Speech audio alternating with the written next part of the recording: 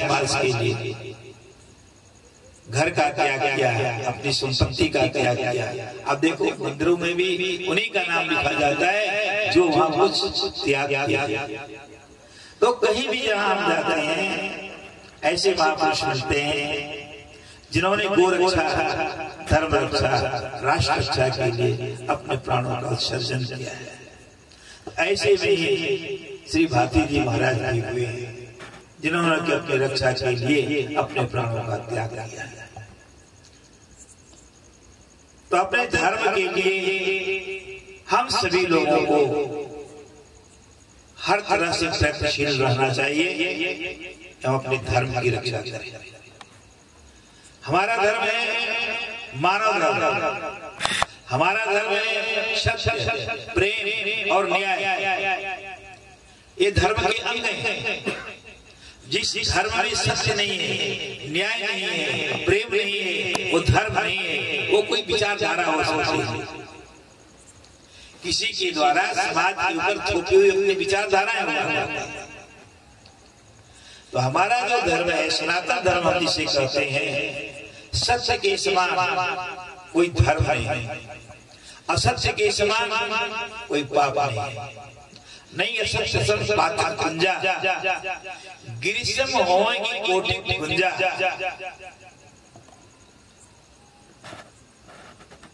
गुंजा कहते चौठी, 10 लाख 50 लाख चौठी इकट्ठा करो तो क्या पहाड़ बन जाएगा? पहाड़ नहीं बनेगा, वो तो डालते जाओ फिसलता जाएगा, फिसलता जाएगा। तो असत्य के समान कोई पाप कुंज नहीं है और चुनौती से पहाड़ नहीं बनता है। इसलिए हम लोगों को सत्य का आश्रय लेना चाहिए। सत्य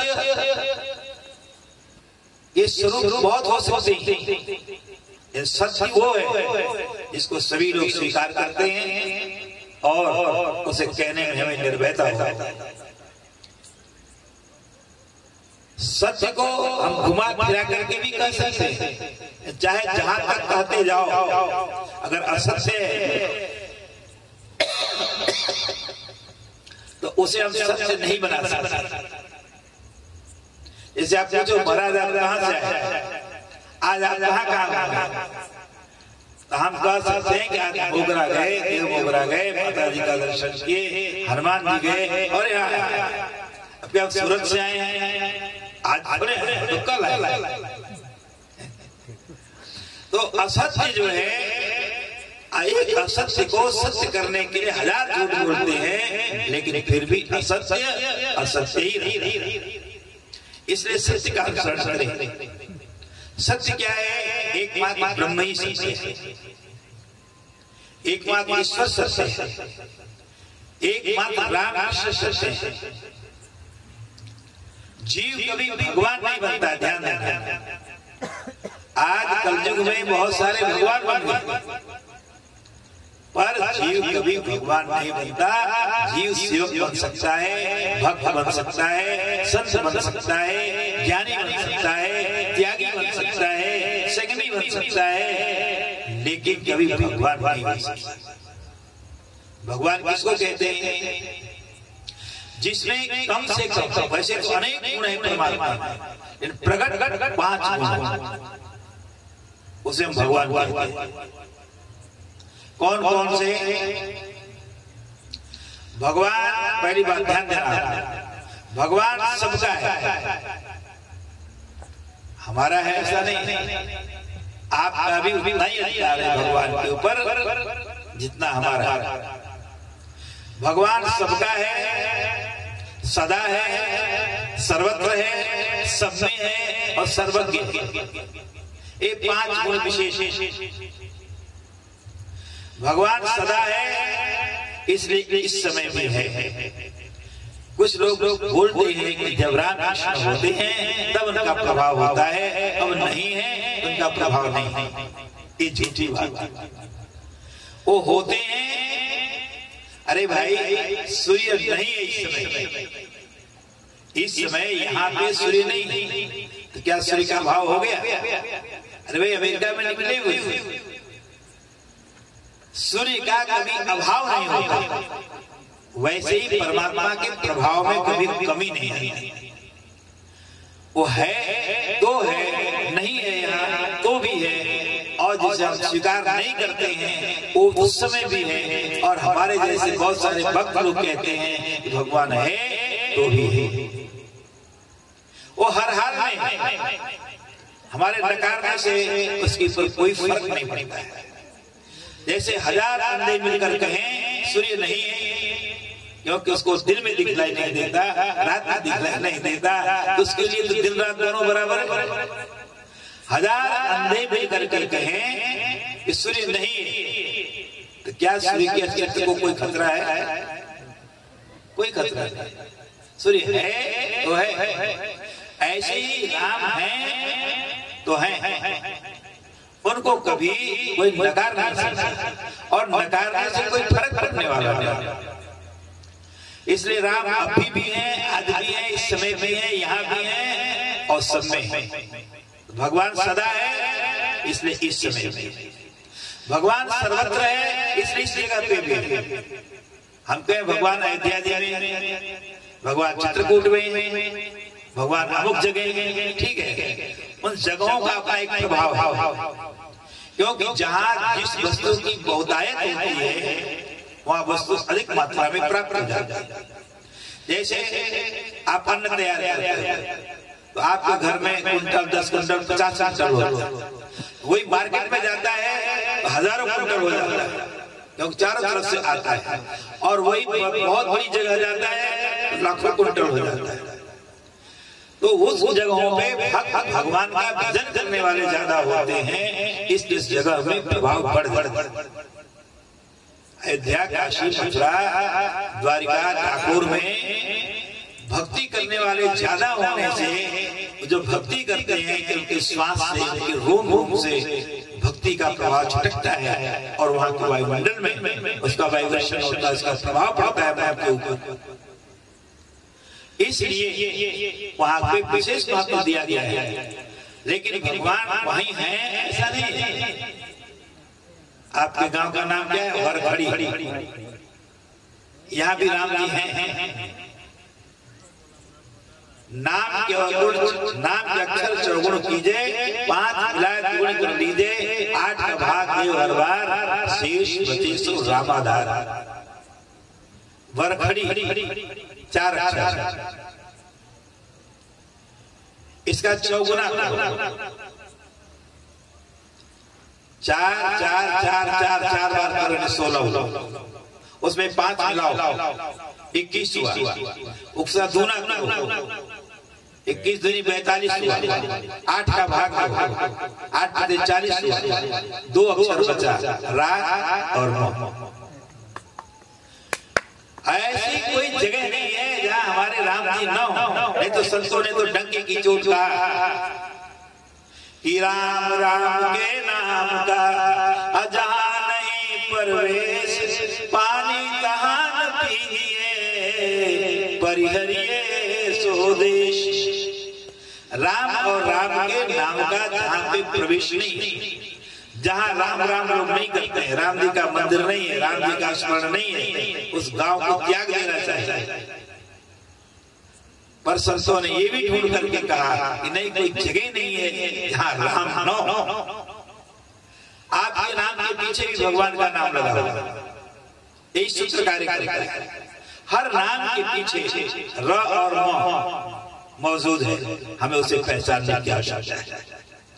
तो भगवान सर्वत्र हैं इसलिए यहाँ भी हैं, भगवान सदा हैं इसलिए अब भी हैं, भगवान सबके हैं इसलिए जितने हमारे हैं उतने आपके भी हैं, भगवान सब में है इसलिए हमारे में भी हैं, और भगवान सर्वज्ञ है इसलिए सब कुछ जानता है।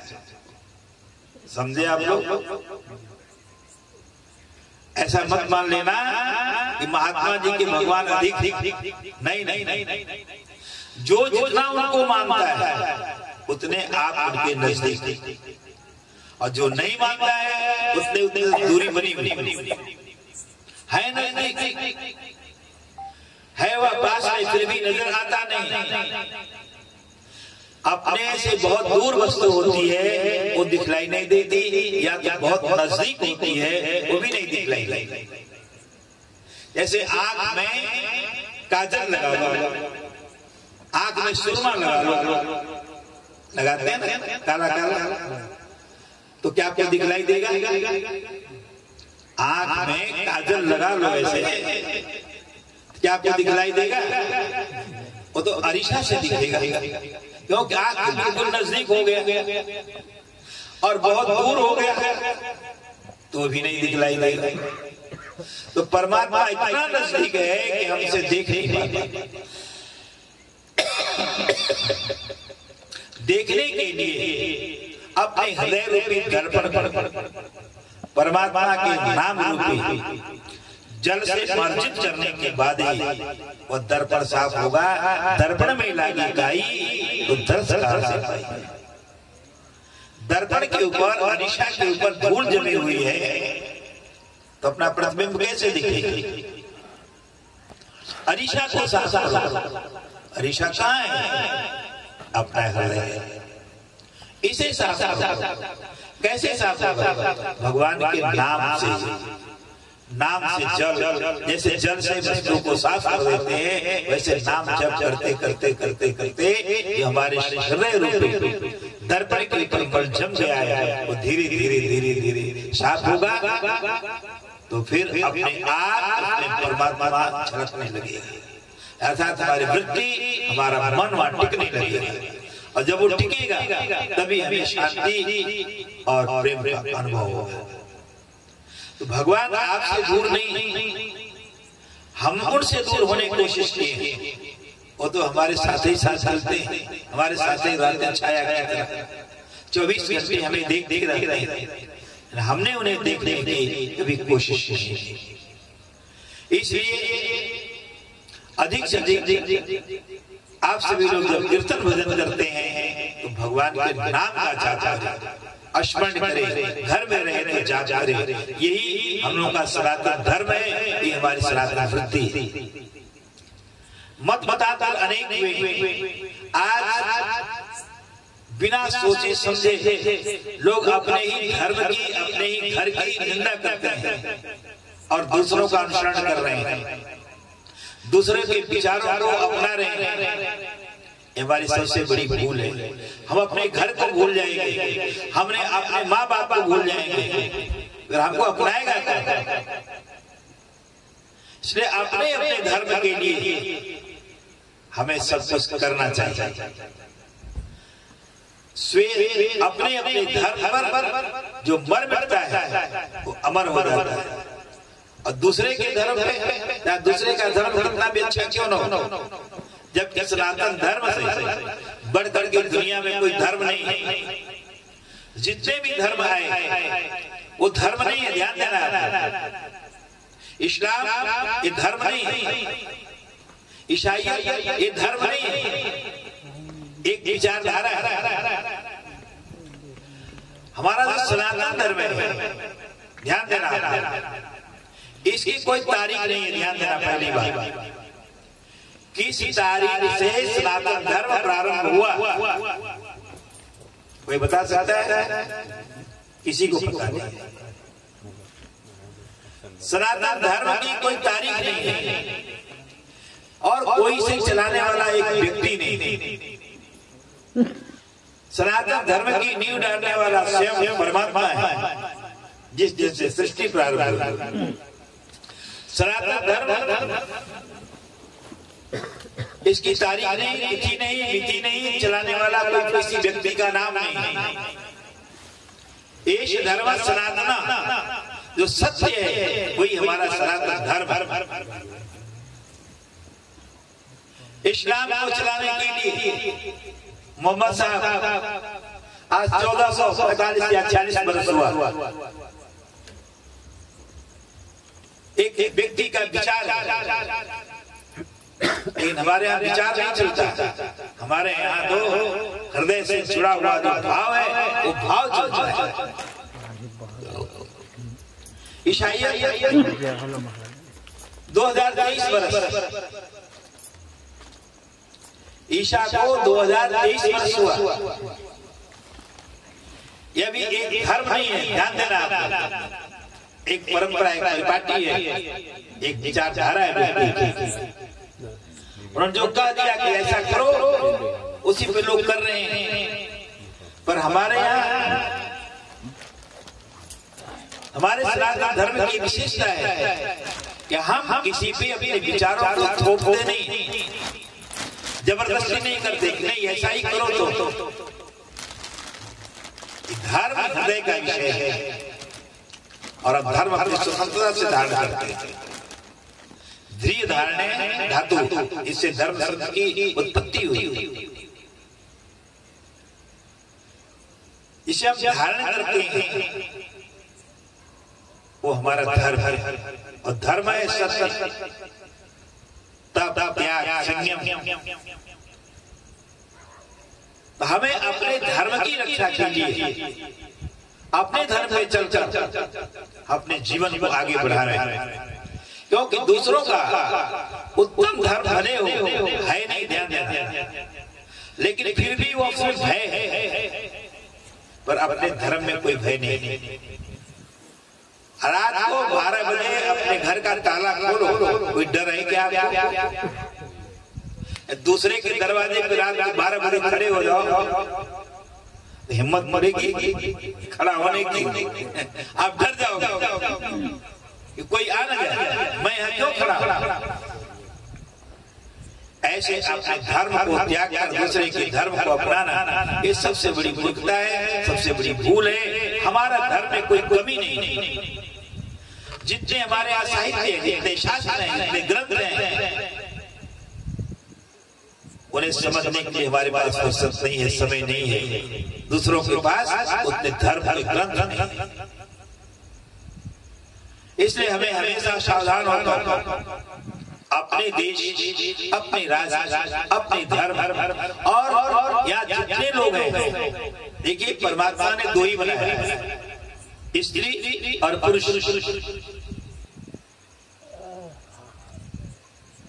हर जगह जहां भी आप देखेंगे, वृक्ष है तो लता है, तालाब है तो तलैया भी है, यानी सब जगह नर नारी समझो, स्त्री पुरुष समझो। लेकिन धीरे धीरे धीरे धीरे बंटवारे होते होते हजारों जातियां बन गई। जाति हुई है स्त्री और पुरुष। आप अपने को पहचानने की कोशिश करो। किसी के कहने से कि हम ये हैं वो हैं, कुछ नहीं। जो हम हैं वो हैं, हम पुरुष हैं और बहनें जो है स्त्री हैं। इन दोनों को मिल करके इस सृष्टि को आगे बढ़ाने का कार्य परमात्मा ने सौंपा।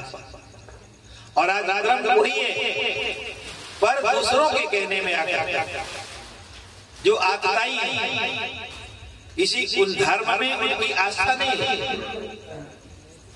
न इस्लाम की आस्था है, न ईसाईयत की आस्था है। इनकी आस्था है हमारा इस तरह से प्रचार होता। हम अगर चाहे होते तो दुनिया में राज्य करते, लेकिन हम किसी को दबाव नहीं डालने वाले। यही सनातन धर्म दुनिया में व्याप्त था। हिंदू जन्म से होता है, ध्यान देना है। हिंदू अथवा सनातनी, हम सभी सनातनी हैं। ऐसा आजकल लोग प्रचार करते हैं आदिवासी अलग है, अलग है। अरे तो लोगों ने नाम रख दिया जहां जहां रहा, कोई अलग नहीं, सब सनातनी हैं, सब हिंदू हैं और सभी राम कृष्ण को मानने वाले हैं। हम सगुण को मानते हैं। दूसरी हमारी शाखा है, हम निर्गुण को भी स्वीकार करते हैं।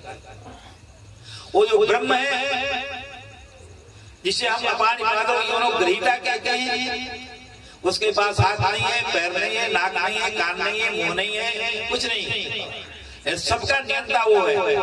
तो वहां पे हम निर्गुण को स्वीकार करते हैं। और जब वही भक्तों के बस में होकर के भगवान उतर पे अवतार लेते हैं, तब हम सगुण साकार करते हैं।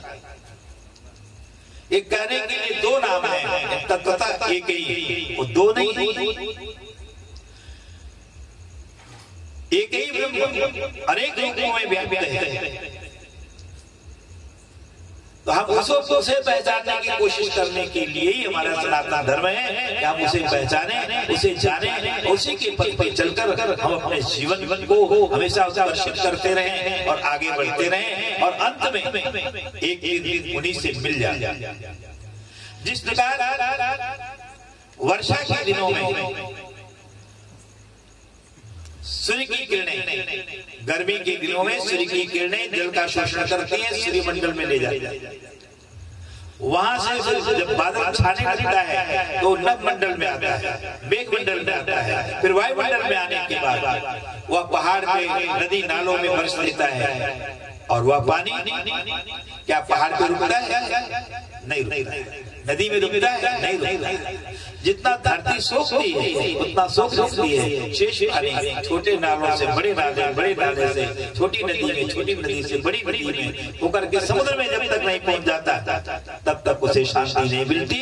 उसी तरह से हम लोग जब से परमात्मा से अलग हुए तब से अब तक इस संसार में प्रवाहित हो रहे हैं, अनेक योनियों में भ्रमणशील हैं। जब तक ब्रह्म के चरणों में नहीं पहुंच जाएंगे तब तक हमारा आवागमन मिट। इसलिए यहाँ कोई न बड़ा है न कोई छोटा है, हम सभी समान हैं। बड़ा छोटा कौन है? जिसके कर्म बड़े छोटे। अपने कर्म को महान बनाओ। और महान कर्म क्या है? भगवान का भजन। भगवान का भजन ही सर्वोपरि है। एक बार कुछ विद्वान बैठे हुए थे, वहां वेद व्यास भगवान में विराजमान थे। व्यास जी प्रश्न खड़ा हुआ कि यहाँ पे नीच कौन है, जघन्य कौन है? लोग कहते ना वो नीच है, ऐसा है वैसा है, गुस्सा करते हैं अपने लड़के पे भी, दूसरे का बड़ा नीच नीच का है। ये शब्द जो है हम झुझला करके बोलते हैं। तो जघन्य कौन है, नीच कौन है, अविवेकी कौन है, ज्ञानी कौन है? एक ने कहा कि केचिद वदन्ति धनहीन जनो जघन्यः, अकेचिद वदन्ति गुणहीन जनो जघन्यः। एक ने कहा जिनके पास धन नहीं है वो जघन्य है, वो ज्ञानी है।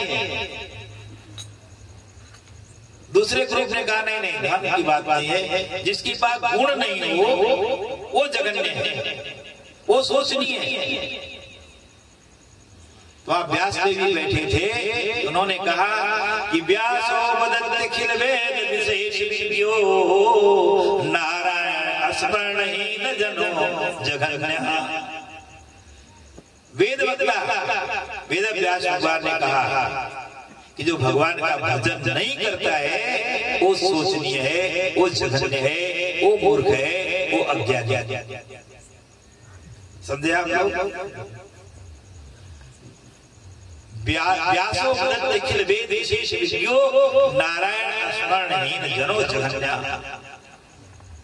जो भगवान का भजन नहीं करता मानव शरीर को पा करके, वो सबसे बड़ा सोचनीय है उसका जीवन। आखिर वो क्या करेगा? इसलिए हम सभी लोगों को अपने अपने धर्म पे चलकर, और हमारा धर्म ये है कि हम एक दूसरे का सहयोग करते हुए, एक दूसरे को आपका मार्गदर्शन करते हुए 10-5 को लेकर के आगे बढ़े भगवान की तरफ। मंदिर में जाकर दर्शन करें, व्यवस्था है तो रणछोड़ आदि का दर्शन कराएं, 24 घंटा कीर्तन करें कराएं। एक कीर्तन भगवान का साक्षात जश्न है। जो आप लोग कीर्तन करते हैं, भगवान के नाम का जो जश्न करते हैं, गुणगान करते हैं, इससे भगवान बहुत प्रसन्न होते हैं।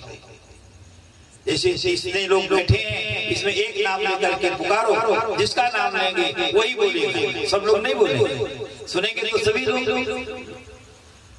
ऐसे ही भगवान के नाम का स्मरण करते हैं तो भगवान सुन करके खुश होते हैं। हम लोग को अपने धर्म पे मर मिटना चाहिए, दूसरे का धर्म कभी कबूल नहीं करना चाहिए, स्वीकार नहीं करना चाहिए। आज हमारे देश में थोड़े थोड़े स्वार्थ के लिए, थोड़े से लोभ के लिए धर्म बदल लेते हैं, अपनी जात बदल लेते हैं, अपनी क्रियाएं बदल लेते हैं। कब तक उससे लाभ ले सकते हैं? उसे कुछ मिलने वाला नहीं। आपका मन आपको खुद स्वीकार करेगा। इसलिए हमें अपने धर्म पर, अपने देश पर, अपने राष्ट्र पर हमें गर्व होना चाहिए। हमारे यहाँ एक महापुरुष हुए हैं जिन्होंने हमको कितना सुंदर रास्ता बतलाया है। ऐसे चल करके हम अपने जीवन को आनंदमय बना सकते हैं। आनंद आपका स्वरूप है। हम उसे इधर उधर के स्वार्थ की बातों में अपने स्वरूप को भुला बैठे, नहीं तो आपका आनंद स्वरूप। आप महान ज्ञानी, ज्ञानी का मतलब अपने को पहचान लेना, भगवान के नाम का स्मरण करना। खाली पुस्तकों को रट लेने से कोई ज्ञानी नहीं बनता। इसलिए आप लोग खूब कीर्तन करो, भजन करो, लेकिन अपने लक्ष्य पर हमेशा अड़ग रहना चाहिए। और मानो मात्र एक है, मैं आपको पहले ही बतलाया, अभी बतलाता हूँ, किसी के कहने से अपने मन को इधर उधर न जाने दे। हम सभी एक है, जो भी जहाँ है, मानव मानव है और दानव दानव है। हमारे यहाँ दानवता के लिए कोई स्थान नहीं। देवता उसी को कहते हैं जिसने हमें कुछ दिया, और दानव उसको कहते हैं जिसने हमसे छीन लिया। जो छीन लिया वो दानव है, और जो हमको देता है वो देवता है। देवता की शरण में जाओ, उससे आपको शांति मिलेगी। इस हमारे धर्म की रक्षा के लिए इन देवताओं ने, भाती जी महाराज आदि ने हमारे लिए बहुत सुंदर और श्रेष्ठ कार्य किया। एक सुंदर मार्ग दिया। अपने प्राणों को त्याग करके भी उपदेश देना ये कोई आसान बात नहीं। तो इस तरह हम लोगों को भी अपने जीवन में कठिनाई आवे तो अपना प्राण देकर भी अपने धर्म की रक्षा करना चाहिए, अपने देश की रक्षा करना चाहिए, अपने समाज की रक्षा करना चाहिए, अपने गांव और परिवार की रक्षा करना चाहिए। तभी हमारा उत्थान होगा, नहीं तो हम अनेक जगह बिखरे रहेंगे, हमारा पतन होता ही चला जाएगा। इसलिए आपस में सभी लोग मिलकर के रहें। सभी एक परमात्मा की संतान हैं, हम उसी की देन हैं, हम उसी की एक ऐसी क्रिया से इस संसार में आए हैं जिससे हमारे ऊपर की महान कृपा बनी हुई है और आगे भी बनी रहेगी। तो आप सभी लोग को वैसे ही कीर्तन भजन करते हुए आगे बढ़ते रहें। इन्हीं शब्दों के साथ 2 बार भगवान का नाम लें, फिर अपना आगे का कार्य आप लोग चलाएंगे। श्री राम जय राम।